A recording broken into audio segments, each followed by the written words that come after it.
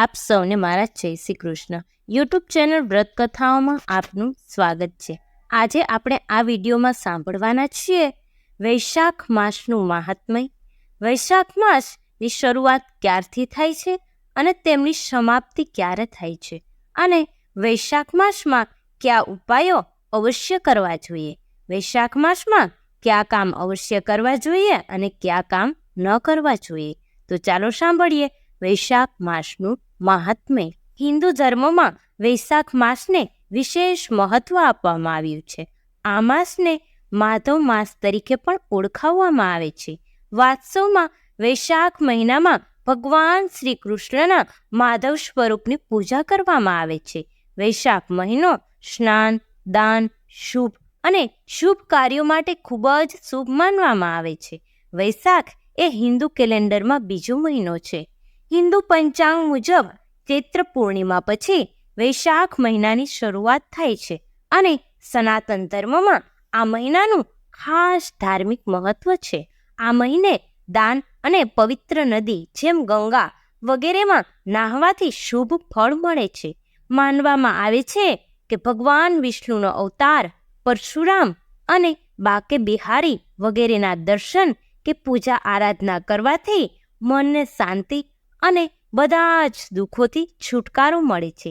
Hindu calendar મુજબ ચૈત્ર પૂર્ણિમા પછીના દિવસે વૈશાખનો પહેલો દિવસ હોય છે, અને વૈશાખ પૂર્ણિમાએ આનો અંત આવે છે. વિશાખા નક્ષત્રનો સંબંધ હોવાના કારણે આ મહિનાને વૈશાખ કહેવામાં આવે છે. વિશાખા નક્ષત્રનો સ્વામી દેવગુરુ અને દેવતા ઇન્દ્ર છે.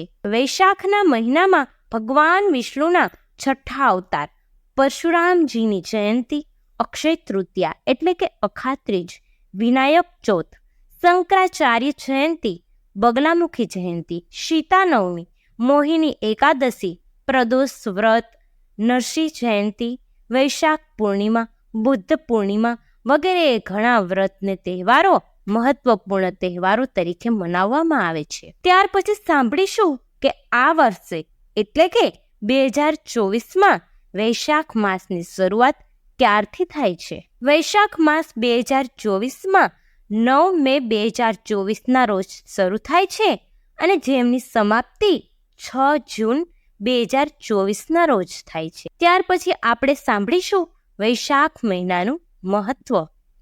માન્યતા છે કે વૈશાખ મહિનામાં શુક્લ પક્ષના દિવસે અક્ષય તૃતીયાના દિવસે ભગવાન વિષ્ણુને ઘણા અવતારો ધારણ કર્યા છે, જેમ કે નર નારાયણ, પરશુરામ, નરસિંહ અને હયગ્રીવનો અવતાર. શુક્લ પક્ષની નવમીના દિવસે માતા લક્ષ્મી સીતાના રૂપમાં ધરતીમાંથી પ્રગટ થયા છે. એવું માનવામાં આવે છે કે ત્રેતાયુગની શરૂઆત પણ વૈશાખ મહિનામાં થઈ છે. આ મહિનાની પવિત્રતા અને દિવ્યતાના કારણે વૈશાખ મહિનાની લોક પરંપરાઓમાં અનેક દેવ મંદિરોના દ્વાર ખોલવા અને તહેવારોની ઉજવણી સાથે જોડવામાં આવી છે. આ જ કારણે હિન્દુ ધર્મના 4 ધામોમાંના એક બદ્રીનાથ ધામના દરવાજા વૈશાખ મહિનાની અક્ષય તૃતીયાના દિવસે ખુલે છે, અને તે જ મહિનાની શુક્લ પક્ષની દ્વિતીયાના દિવસે ભગવાન જગન્નાથની રથયાત્રા પણ કાઢવામાં આવે છે. વૈશાખ કૃષ્ણ પક્ષની અમાવસ્યાના દિવસે દેવવૃક્ષ વટની પૂજા કરવામાં આવે છે.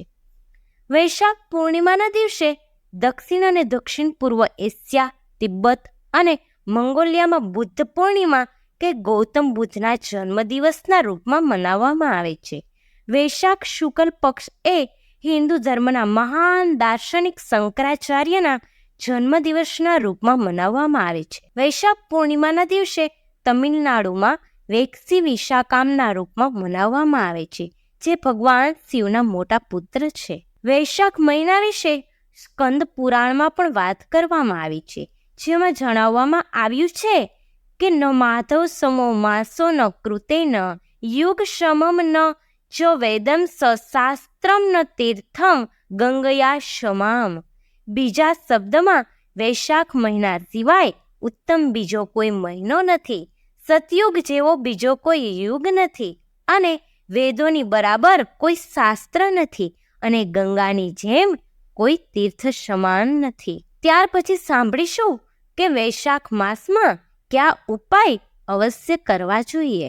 જ્યોતિષ શાસ્ત્ર અનુસાર આ મહિનામાં દાનને વિશેષ મહત્વ આપવામાં આવ્યું છે. પાપોમાંથી મુક્તિ મેળવવા માટે વ્યક્તિએ વૈશાખ મહિનામાં પોતાની શક્તિ પ્રમાણે તલ, સત્તુ, કેરી અને વસ્ત્ર વગેરેનું દાન કરવું જોઈએ. એવું માનવામાં આવે છે કે આ વસ્તુઓનું દાન કરવાથી વ્યક્તિને પાપોમાંથી મુક્તિ મળે છે. વૈશાખ મહિનામાં આવતી અક્ષય તૃતીયાના દિવસે સોનું કે ચાંદી ખરીદવું એ શુભ માનવામાં આવે છે. એવું માનવામાં આવે છે કે આ ખાસ અવસર પર સોના કે ચાંદીથી બનેલી વસ્તુ ખરીદવી જોઈએ, જેનાથી ઘરમાં સુખ સમૃદ્ધિ વધે છે, તેમજ દેવી દેવતાઓ પ્રસન્ન થઈને આશીર્વાદ વર્ષાવે છે. વૈશાખ મહિનામાં વધુ ગરમી પડે છે. આવી સ્થિતિમાં તમે ગરીબ લોકોને ચપ્પલ, છત્રી વગેરે દાન કરી શકો છો. આ સાથે જ આ મહિનામાં પશુ પક્ષીઓ માટે કેટલીક ખાદ્ય સામગ્રી અને પાણી વગેરે રાખો. એવું માનવામાં આવે છે કે આ ઉપાય કરવાથી વ્યક્તિના જીવનમાં ખુશીઓ આવે છે. આ મહિનામાં કાંસાના વાસણમાં ભોજન અર્પણ કરીને ખાટલા વગેરે ઉપર સુવાથી વ્યક્તિને રોગોથી મુક્તિ મળે છે. વૈશાખ મહિનાના સોમવારે ભગવાન શિવને વિધિપૂર્વક રુદ્રાભિષેક કરો. તેની સાથે ભગવાનને વિશેષ વસ્તુઓ અર્પણ કરો. આના દ્વારા વ્યક્તિને ધનની પ્રાપ્તિ થાય છે, તેમજ વ્યક્તિની દરેક મનોકામના પૂર્ણ થાય છે. પીપળો, લીમડો, વડ અને અન્ય વૃક્ષો અને છોડને રોજ પાણી આપવું જોઈએ. પીપળાને શ્રી કૃષ્ણનું સ્વરૂપ માનવામાં આવે છે.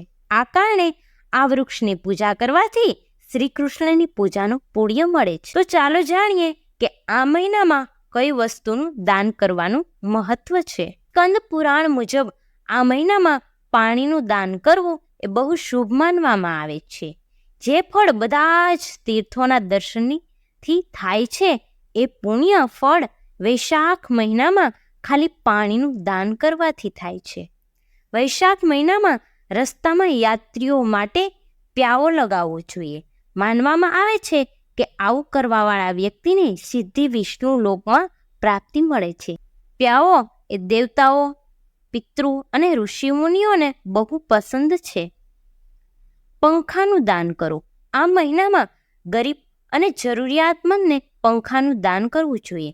માનવામાં આવે છે કે પંખાનું દાન કરવાથી ભગવાન વિષ્ણુની ખાસ કૃપા મળે છે અને વ્યક્તિના બધા જ પાપમાંથી મુક્તિ મેળવે છે. આ મહિનામાં જે લોકો બ્રાહ્મણ કે ભૂખ્યા લોકોને ભોજન કરાવે છે, તો તેને અનંત પુણ્યની પ્રાપ્તિ થાય છે. શાસ્ત્ર કહે છે કે વિષ્ણુ પ્રિય વૈશાખ મહિનામાં કોઈ જરૂરિયાતમંદ લોકોને પાદુકા કે ચપ્પલ અને બૂટનું દાન કરવું જોઈએ. યમદૂતોને તિરસ્કાર કરીને ભગવાન શ્રી હરિના લોકમાં જાય છે. આના સિવાય આ મહિનામાં જરૂરિયાતમંદ કે ગરીબોને કપડાં, ફળ અને શરબતનું દાન કરવું જોઈએ. આવું કરવાથી દેવી દેવતાઓની સાથે પિતૃ પણ પ્રસન્ન થાય છે અને આશીર્વાદ આપે છે. આ રીતે ઘીનું દાન કરવાવાળા લોકો અશ્વમેઘ યજ્ઞનું પરિણામ મળ્યા પછી વિષ્ણુ સંસારમાં સુખનો અનુભવ કરે છે. બોલો ભગવાન વિષ્ણુની જય. મને આશા છે કે તમને આ વિડીયો જરૂર પસંદ આવ્યો હશે. વિડીયો સંપૂર્ણ સાંભળવા બદલ ધન્યવાદ.